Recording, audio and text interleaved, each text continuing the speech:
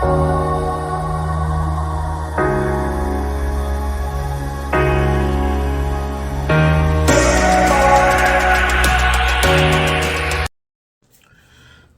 up, y'all? Welcome to July 2023. Man, the last few years in the plant industry have just been interesting, to say the least. But anyways, this is Teray. I am the co-owner of Armstrong Aeroids and rare plant enthusiast.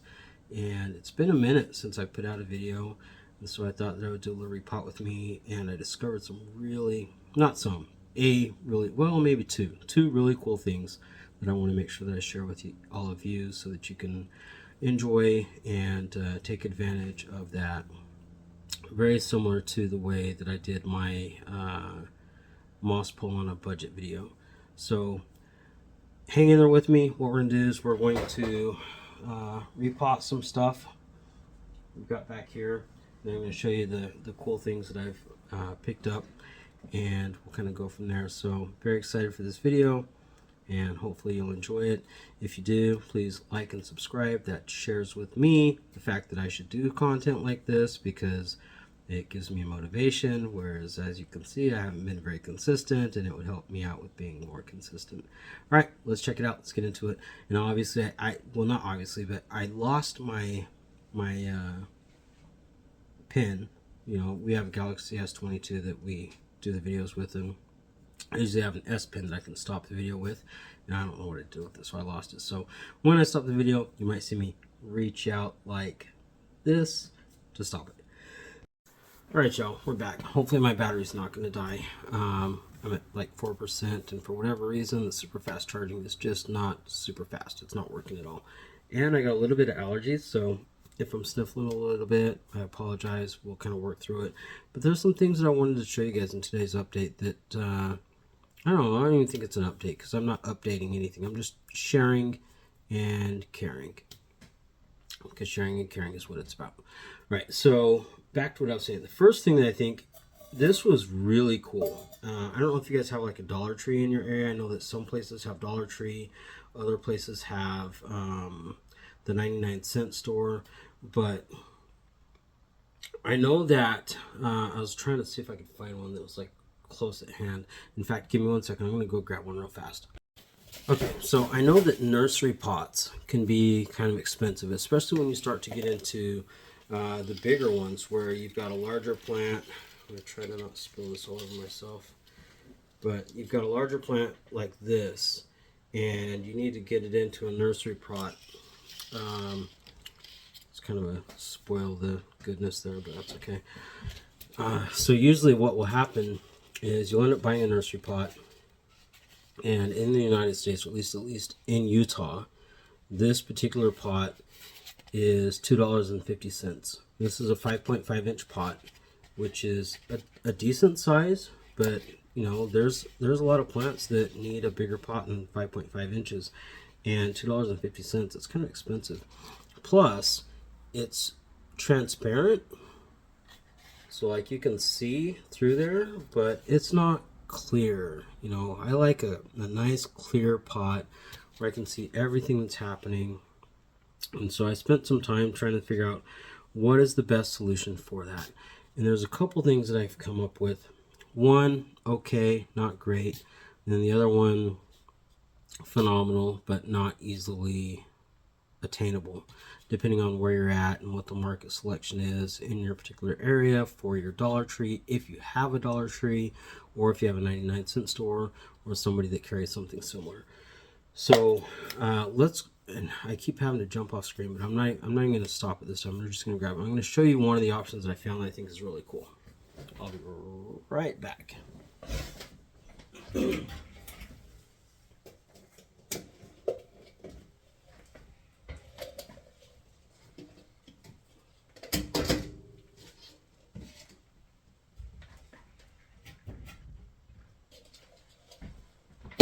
Okay, and I'm back. All right, so first thing I'm going to show you is this 32 ounce mug. This is by Carrot. You're probably not going to see that, or it's going to be backwards, but really good solution for a plant that needs a little bit larger of a cup. Most of our smaller stuff we'll put in something like this. I don't think this is carrot, but it's very similar. And then if it's a bigger plant, we'll step up to something like this. But if it's something that needs to be just a little bit larger, now this might be just a video about cup sizes or pot sizes, or temporary pot sizes, but a lot of times if you have a plant that's in a pot but it's not in the pot that's the size that you want it to be in, you take that plant that's in this size of pot, and maybe you have a ceramic pot that looks like this and it's just not ready to go into this because you don't want to upsize too fast. You just take that, you set it in there right like that, and boom, now you've got it in the right size pot, but you've also got that aesthetic that you want. Totally not what this was initially intended to be about, but as I've got all this stuff sitting in front of me, it's like, okay, I can see the direction that this video is going. So let's go back to this. We've got our 16 ounce, I believe this is 16 ounces, which is what we use for most of our smaller stuff. Let's grab an example here, like this guy. So we'll do something like this. We'll double cup it, so we've got a nice drainage system, because aeroids, which we typically deal in, like to have a nice drainage system. And then plus, if we have to flush it out for whatever reason, so like I need to hit it with some chemicals, you don't want those chemicals sitting in a pot that has no holes in the bottom of it, which is, I used to be a big fan of no hole pots, but it becomes a hassle to kind of protect the actual root system from getting any of the chemicals that might sit in there over time in the event that you actually have to hit it with chemicals. And so if you've got like a drainage pot where you've got the one cup in the bottom, you've got the cup at the top that's got the holes in it, it gives you the ability to flush it out. You can flush out any of those chemicals so that they don't have a long-term effect on the root system. All right, moving back to what we were talking about. Different options that are available. So this is one that's really cool. You're out there with your significant other, you're at dinner, you can't finish your plate, and you ask for a to-go cup. And they say, yeah, sure, we can get you a to-go cup. And they present you with one of these. Oh ho ho, right? So you take a look at this, and you put it next to this, and let's go this way.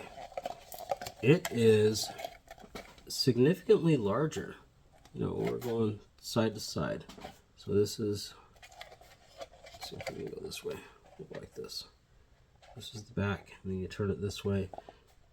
When it comes to not damaging roots and getting something into the size that it needs to be in, that's a pretty big difference. Even in comparison to like the 32 ounce. The 32 ounce, yeah, sure, it's going to be a difference of about like that. I don't know if you can tell the difference between the two, but maybe if we go like that. But then again, you step it up even further to something like this, and that's the difference between breaking a root and not breaking a root sometimes. And so that's kind of a big deal. Plus, it's wider. You get that wider base, so you could actually take this and you can fit it inside of there. Not a whole lot, but when you compare it to that, it's a pretty big difference. So that was the first thing that we noticed, is to-go cups are a good way to go. Now, where am I going to find these? Honestly, if you look on Google and you do takeout cups, you're going to find this in various sizes. This is a 32 ounce cup, so it's really the same size as this. But what you're going to find is that because it's shorter, it's wider.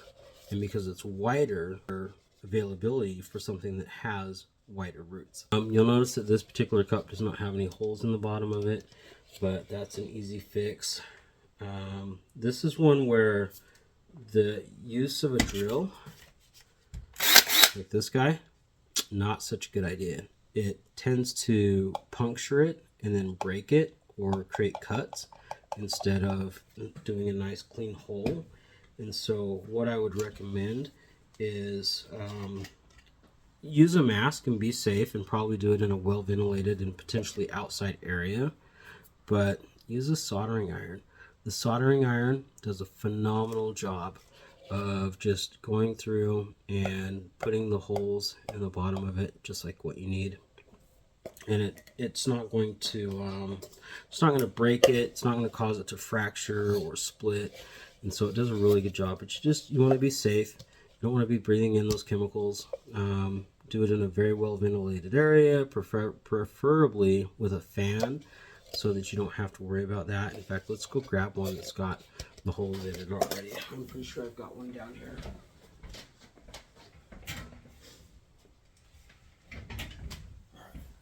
So, back again. So right here, we've got one where we've got the holes drilled in, or not drilled, but soldered, or used with soldering iron into the bottom. And the nice thing is the soldering iron, in fact, here, let's look at this. This is my first attempt. Let's see if I can get there. All right, see that right there? When you try and use a drill, that's what happens. But if you use a soldering iron, you get a nice clean puncture, very much like that. Looks really good. It goes right in, makes a nice clean hole, and so you don't have to worry about it. Definitely the way to go. I'd also discovered that maybe sometimes using it and running it around the sides and not just the bottom will give you a little bit better aeration for your roots to be able to take in the air. So that's something I'm going to play around with. But this, this is still a much cheaper alternative to this. Still not quite the size that we want, Excuse me. I'm not going to pause it because it's just going to make a long video. Maybe I'll edit it later or something. So we're not quite where we need to be in terms of width. But this is $2.50 or $2.50. Whereas this, I can't remember what the price was, but I know it's significantly less. And I was able to order a large quantity. And it's a fast process to put the holes in it.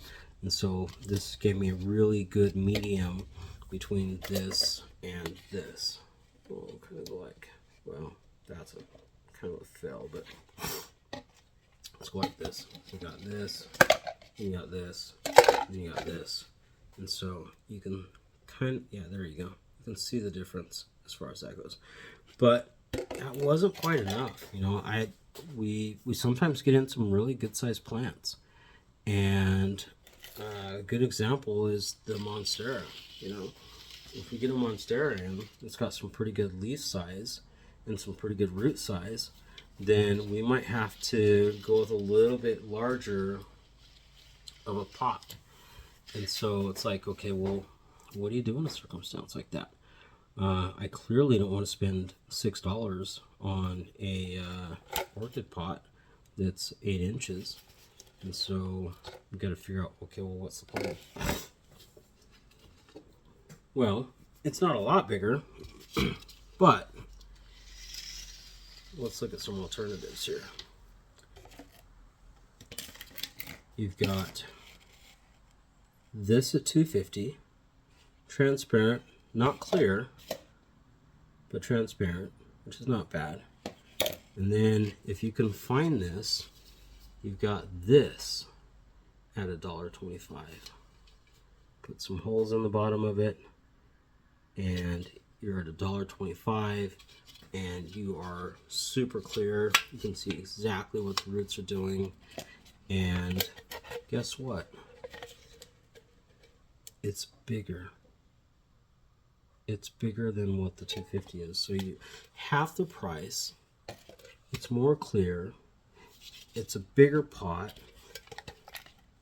all the way around. Let's back out so you can see it. Let's drop it in there so you can see it. And it's a great deal. And so highly recommend, if you have a Dollar Tree in your area or you can find something like this, to go that route.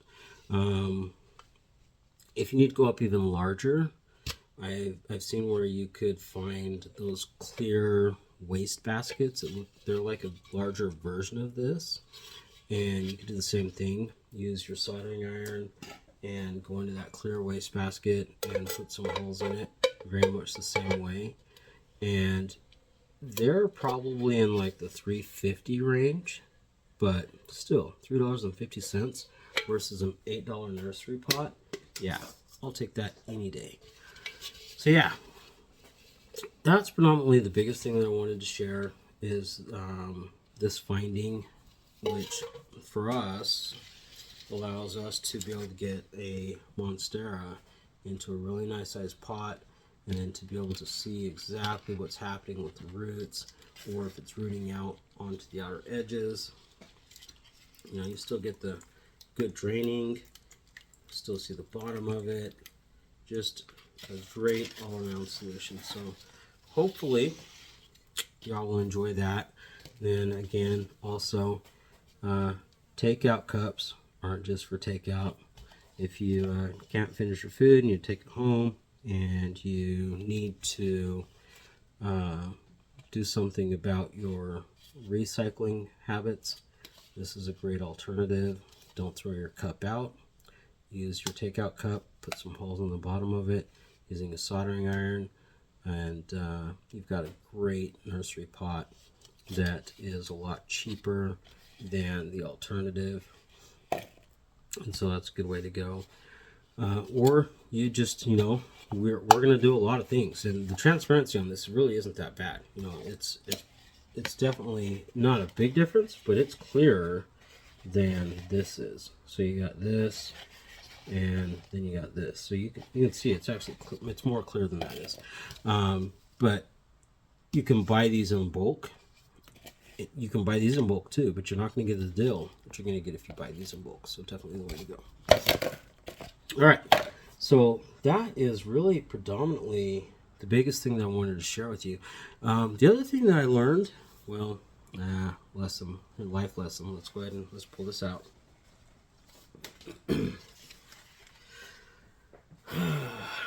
Ouch.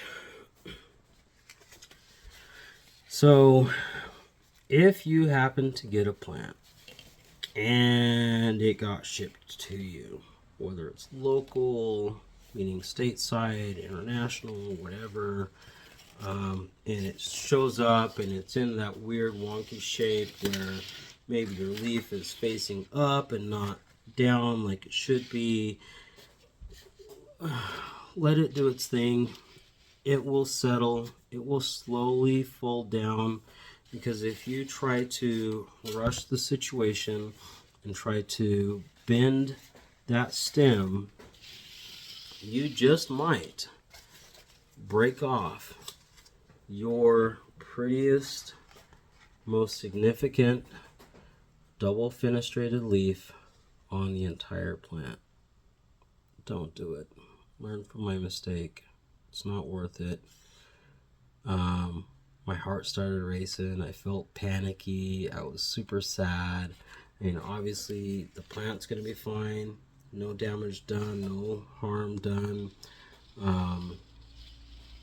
As a reseller, probably lost about $100 in terms of the ability to sell it. Difference with that third leaf versus without it, especially being that that was the largest and most impressive leaf as it was, and the type of plant that it was. But lesson learned. So you get a plant like this one, you know, maybe he's like leaning down, he doesn't want to come up at the angle that he's supposed to. Don't force him. Let him do his thing. Aim it towards the light in a way that's going to cause it to naturally want to move towards the light, and it will. And what's going to happen is it's going to normally find the best way to get what it needs for its photosynthesis. Couldn't think of the word. And it's going to, it will reshape itself. Because if you try to force it, sure, the first 3 leaves, you might get them to go in the shape that you want them to, but then you run the risk of this. I mean, this is a beautiful plant. Don't let this happen to you. All right. Maybe you can make that a thumbnail or something. Let's see. Thumbnail, don't do this. Right. The other thing, just another quick tip that I wanted to share. Kind of learned this the hard way. So we've become very consistent in the shop in terms of how we water, what we water, when we water. Consistency is key. 2 important things. 1, I'll try and put it up here. Do not overwater. It's better to underwater than to overwater. And then 2, use what works best for you. Oftentimes I'll have somebody come in and say, oh wow, I see you guys use LECA. I want to start to use that. Great. Experiment with it, try it, but don't put all your plants in it because it might not be the best way for you to go. We've learned that even small variations in the way that you have your soil mix will change in terms of the needs of water that your plant will have. And so one thing that we had done, you know, just almost in not even realizing it, is we get a plant, we bring it in, it'd be a stateside plant, it'd come to us in soil, and it wouldn't be in necessarily the best soil, it wouldn't be in the aeroid mix that it should be in, it'd be in more something like this, which is, you know, it's not bad soil, there's nothing wrong with it, but it's not what we use. And so we would get that, and then we'd go through our regular routine of watering all of our plants, and we'd find that that particular plant that was in that particular soil that was not our soil, it dried out a lot faster for whatever reason. Probably because we have a higher amount of perlite and the coco coir, which is not an orchid bark, and so our soilless soil, it retains a lot of moisture. You know, this is going to hold a lot of moisture. And so what happens is those other soils that are more natural or organic or whatever, like a real soil, they dry out faster. And so those plants suffer a little bit more. And so what I've discovered is that if I bring in a plant that's a rare plant, like say, oh, let's see what we got here. We'll just grab this. Say like this guy. You know, you got your dock block crossed with something. I can't even remember what it was crossed with, but you got this guy. And then he comes to you and something like this that's got like this. It's got this type of soil in it instead of this type of soil. What we learned is that this is going to dry out a lot faster. And if you're watering every 2 to 3 days, or if you're going in and you're touching your soil and seeing how it feels, making sure it's not dry, then great, you're not going to have an issue. But if you're if you're somebody that's got a lot of plants, or somebody that's on a set schedule in terms of how you water, then you've got 2 different types of soil going on here. Especially if it's something that dries out faster, this better be a Hoya. Because a Hoya, it's gonna be good. It's gonna be like, you know what, I don't need more water, I'm good. I mean, we can go a week, I can dry out a little bit, no big deal. This guy is going to root rot. And when I say root rot, it's not going to be because we overwatered it. It's going to be because we underwatered it, the roots dried out, and then when we went to try and water it, the roots actually at that point couldn't suck up the water, and so the water just sat in there and it just ruined the root system. That's really what happens with root rot. That's why you can have somebody that can grow their roots purely in water, and these are obviously just growing out, but they'll grow the roots purely in water, the root system will grow out, no big deal, everything's fine, the roots don't rot. Of course the roots don't rot, because that's not what causes roots to rot. Here's a perfect example. This has been growing in water, right? This is a Hoya. Even Hoyas can grow in water as far as their root system goes. Now obviously when you get it all, it's started, it's growing out, you got a nice established root system, better to get it into a good soil. But it's not the fact that it's in water that causes it to rot. It's the fact that it went underwatered, and then you tried to water it to fix the situation, and it didn't take in the water that causes it to rot. So use the soil that you're used to. There's nothing wrong with experimenting. There's nothing wrong with adapting. This is a big difference from where we started. I started with just purely leca. The whole plant would be in just leca. Loved it. Worked great, with the exception of the fact that I would have to water about twice as much.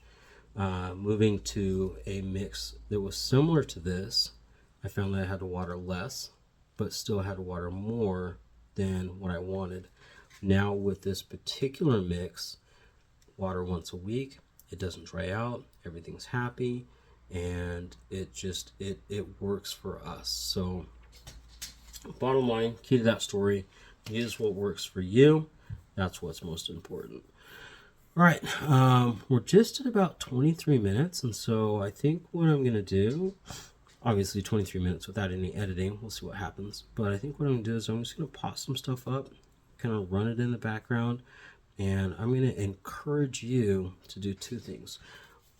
One, like and subscribe, and then two is going to be ask me questions. Throw some questions in the chat. Throw some comments in the chat. What do you want to see next? What do you want to hear next? What intrigues you? How can we make content that's better for you? Let's go that route. Okay. Appreciate you. Hope that was informative. Hope it was helpful.